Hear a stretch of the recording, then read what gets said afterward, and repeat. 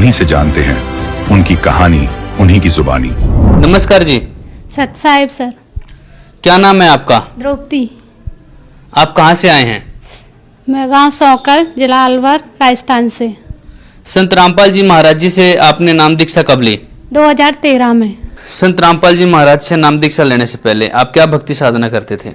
मैं सतगुरु रामपाल जी महाराज से उपदेश लेने से पहले मेरे मम्मी पापा भक्ति साधना करते, तो मैं नॉर्मली जैसे कोई व्रत वगैरह शिव जी का या विष्णु जी का ये सभी करती थी। मैंने कोई गुरु नहीं बना रखा था उससे पहले। यह सब भक्ति साधना करने से आपको क्या लाभ प्राप्त हुए? उस टाइम सर हम ये नहीं जानते थे कि लाभ क्या होता है। हम इसलिए करते थे कि हाँ और भी कर रहे हैं तो हम भी कर लें, लेकिन ये भक्ति करते हुए भी बहुत सारी परेशानी हो रही थी हमें। मेरी मम्मी जी भी गुरु मित्र राम रहीम से जो डेरा सच्चा सौदा चलाते हैं उनसे नाम उपदेश ले रखा था उन्होंने, लेकिन हमें कोई भी लाभ नहीं हो रहा था। हमारे घर में बहुत सारी प्रॉब्लम भी चल रही थी, बहुत सारी हानि हो रही, जैसे कि सबसे बड़ी प्रॉब्लम तो यही थी कि घर में गृह कलेश ज्यादा रहता था, उसके कारण हम भी डिस्टर्ब रहते थे, हमारी पढ़ाई में भी लॉस होता था। तो बहुत ज्यादा ये गृह कलेश ही हमारी मेन प्रॉब्लम थी उस टाइम। बहन जी, संत रामपाल जी महाराज के शरण में फिर कैसे आए आप? हम सतगुरु रामपाल जी महाराज की शरण में ज्ञान गंगा पुस्तक के माध्यम से आए। जो मेरे भैया थे वो मथुरा गए थे, उनको ज्ञान गंगा पुस्तक मिली थी, उनने पापा को ला कर दी, पापा ने पढ़ी वो पुस्तक। उस पुस्तक को पढ़ने के बाद मेरे पापा मम्मी को समझाते थे कि इसमें जो नाम लिए हुए हैं ये नानक जी को दिए हैं, कबीर साहब ही पूर्ण परमात्मा हैं। तो ऐसे ऐसे करके मेरे पापा जी को 6 महीने हो गए थे और सत्संग भी उस पीरियड में हम देखने लग गए थे।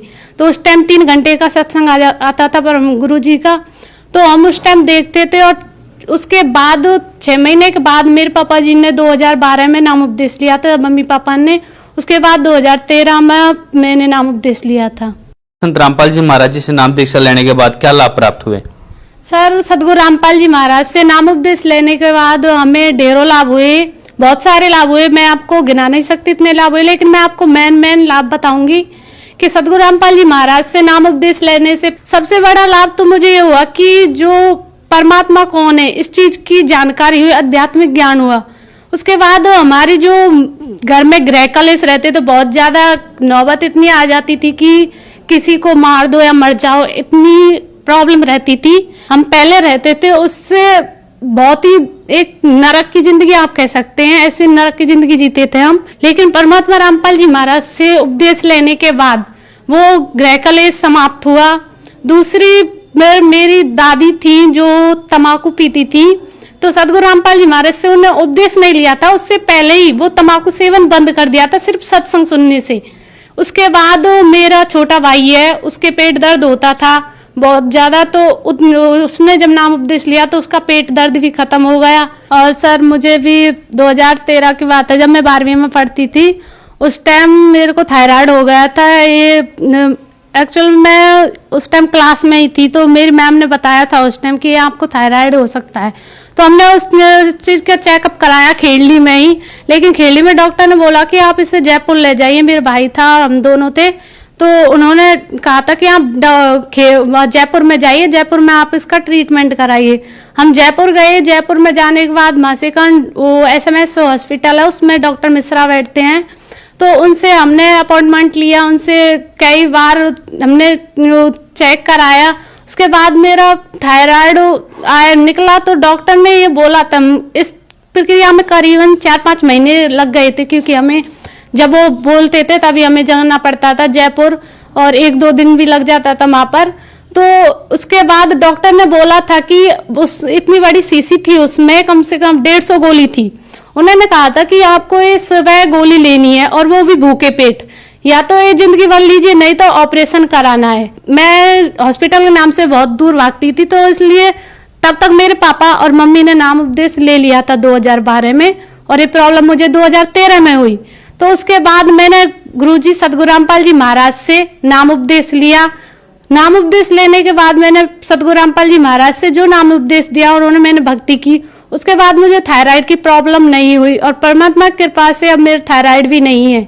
बहुत सारे ऐसे परमात्मा ने हमें हर जगह बहुत सारे लाभ। सबसे बड़ी बात तो मैं ये कहूँगी कि मुझे सबसे ज्यादा लाभ जो हम ये कहते थे कि परमात्मा कौन है। मैंने बहुत सारे से सुना था कि सभी कहते, चाहे वो हिंदू धर्म हो, मुस्लिम, सिख, ईसाई कोई भी हो, चाहे हमारे बड़े बुजुर्ग हो, वो कहते कि सबका मालिक एक है, परमात्मा एक है। लेकिन ये नहीं बताते कि परमात्मा है कौन, उस परमात्मा भक्ति किसकी करनी चाहिए। कहते तो थे कि परमात्मा एक है, हम भी पूछते थे परमात्मा है कौन, लेकिन वो कहते हैं हाँ परमात्मा सबका एक है। लेकिन सदगुरु रामपाल जी महाराज की शरण में आने के बाद हमको ये पता चला कि परमात्मा वो कबीर साहब है, वो कबीर देव है, जो सबके बारे में कहते हैं कि वो परमात्मा एक है। दूसरी बात तो सर की मेरी मम्मी के भी जुकाम थी, जो शुरू से ही थी, आप ये कह लीजिए। और लेकिन वो कभी बहुत सारी उनको भी दवाई गोलियां दवाई बहुत जगह दिखाया भी था, लेकिन वो जुकाम नहीं जा रही थी। डॉक्टरों ने कह दिया था कि इन्हें जिंदगी भर रहेगी और एलर्जी है इन्हें। अगर कोई भी काम करना है, मान लो आपको आटा भी गूंथना है, तो वो भी मुंह पे दुपट्टा लगाकर करना पड़ेगा। लेकिन सदगुरु रामपाल जी महाराज से नाम उपदेश लेने के बाद से तो हमने नाम उपदेश ही लिया, तो उसके बाद ही परमात्मा ने इतनी दया करी कि वो जो मम्मी के जुकाम थी वो सारी खत्म हो गई। और आज परमात्मा ने इतनी दया कर रखी है कि उन्हें कोई जुकाम नहीं था और वो आसानी से सारा काम कर लेती हैं, अगर हम सद्भक्ति करते हैं। क्योंकि हमारे सदग्रंथों में प्रमाण है इस चीज का कि परमात्मा घोर पाप को भी काट देता है। अगर पूर्ण संत, जो तत्वदर्शी संत है, जो गीता जी में कहा गया है कि जो उल्टा लटका हुआ संसार रूपी वृक्ष है उसे बता देगा, वो तत्वदर्शी संत होगा। अगर उससे नाम उपदेश लेने के बाद अगर तुम भक्ति करते हो तो पूर्ण लाभ देता है, चाहे कैसी भयंकर बीमारी हो उस बीमारी को भी काट देता है। तो हमने सदगुरु रामपाल जी महाराज से नाम उपदेश लिया, उसके बाद मेरी ये थायराइड की बीमारी सारी चली गई। और वो जो ज्ञान देते हैं सदगुरु रामपाल जी महाराज, जो नाम उपदेश देते हैं, वो हमारे सदग्रंथों के आधार पर देते हैं। जो जिस तरह मैं आपको एक उदाहरण दे सकती हूँ, जो हमारे रामपाल जी महाराज जी बताते हैं कि जिस तरह एक आम आदमी कहे कि यहाँ से सड़क बन जाए, लेकिन वो नहीं बनेगी। अगर वही बात को हमारे पीएम कहे, प्रधानमंत्री कहे, तो वो बात बन जाएगी, वहां से वो सड़क बन जाएगी। यानी कि वो आदमी बोल रहा था, एक आम इंसान कह लीजिए आप उसे, वो बोल रहा था, उसके वचन में वो पावर नहीं थी, लेकिन पीएम के वचन में वो पावर है। इसी तरह सदगुरु रामपाल जी महाराज जो वचन है उनके में वो पावर है, जिससे हमारी जितने भी दुख बीमारी है, चाहे वो कैसा भयंकर से भयंकर हो, चाहे टीबी, कैंसर, कैसी भी हो, उसको सिर्फ नाम उपदेश लेने से, आशीर्वाद से ही वो इतने भयंकर रोग कट सकते हैं। और सबसे बड़ी सर मैं ये कहूँ कि मैंने 2013 में नाम उपदेश लिया था, 2013 के 2018 आज, लेकिन मैंने इस 4-5 साल के पीरियड में मैंने एक गोली किसी भी चीज की नहीं खाई।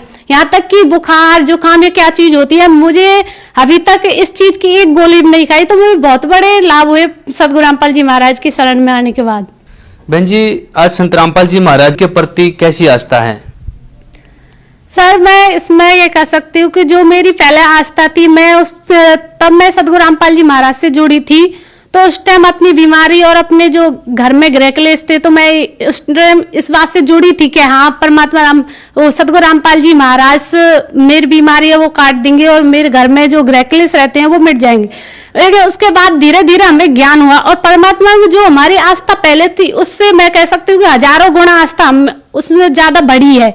वो स्वयं कबीर परमात्मा के अवतार है, वो धरती पर आए हुए हैं, वो पूर्ण ब्रह्म है।